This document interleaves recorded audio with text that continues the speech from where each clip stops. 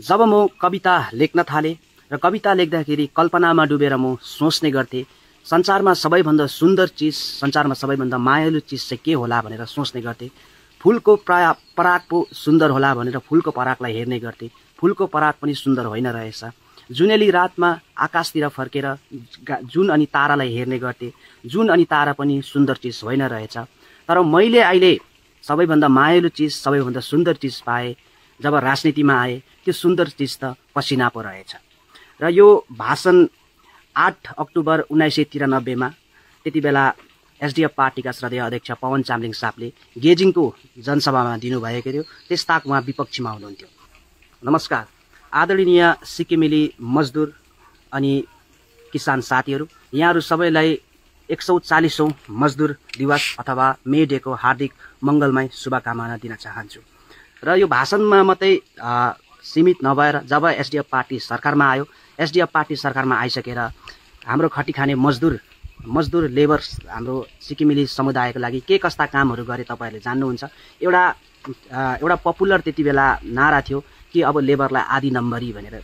जब SDF party सरकारमा आउन अघि खाली 20 रुपैयाँ मात्रै लेबरहरूले जेला खाँदै थियो भने एसडीएफ पार्टी आइसकेर 50 रुपैयाँ आधी नम्बरी दिने कामहरू गरेको छ। र यस्तै प्रकारले हाम्रो छोरीचेलीलाई हेर्यौं भने पुरुष सरह छोरीचेलीहरूलाई लेबर गर्दाखेरि उहाँहरूको वेतन कम्ती दिने गर्थ्यो र एसडीएफ पार्टी सरकारमा आएर उहाँहरूलाई पनि इक्वल, उहाँहरूलाई पनि बराबरी पुरुष सरह नै उहाँहरूको पनि मजदुरी दिने गरेको तपाईहरु जान्नुहुन्छ। र मजदुर साथीहरू, तपाईहरुको योगदान अतुलनीय छ। तपाईहरुले गर्नुभएको यो विश्वलाई दिनुभएको तपाईहरुको श्रम, तपाईहरुको पसिना अतुलनीय छ। हामी हेर्ने गर्छौं विश्वमा कि जति पनि यो आधुनिक संरचनाहरू बनिएको छ, आधुनिक हाम्रो जुन चाहिँ विश्व छ, यसको निर्माता तपाईहरु हुनुहुन्छ। तर यसको श्रेय कहिले पनि तपाई मजदुर साथीहरू, तपाई हामीले यसको श्रेय हामीले कहिले पनि लिएका छैनौं, कहिले इतिहासमा लिएका छैनौं। चाहे त्यो हामीले संसारकै सातौं अजुबा हेरौं, ताजमहललाई हेरौं, ताजमहल कसले बनायो भन्दाखेरि शाहजहानले बनायो भन्ने गर्छन्। तर वास्तवमा शाहजहानको एउटा आइडिया मात्रै थियो।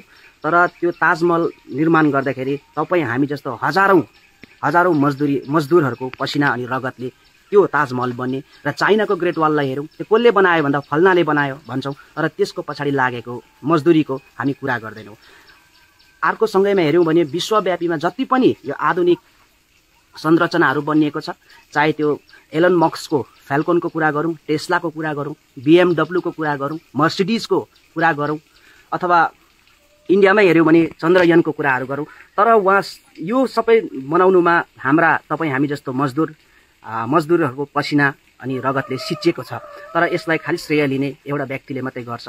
र त्यसकारणले गर्दाखेरि तपाई हाम्रो योगदान, तपाई मजदुर, तपाई हामी मजदुरको योगदान यो विश्व अहिले आधुनिक विश्व निर्माणको निम्ति अतुलनीय छ। यो कसैले भरपाई गर्नु नसक्ने छ, तपाईहरु जान्नुहुन्छ। र यति भन्दै पुनः यहाँहरु सबैलाई 140औं मजदुरी दिवसको पुनः मंगलमय शुभकामना दिन चाहन्छु। धन्यवाद।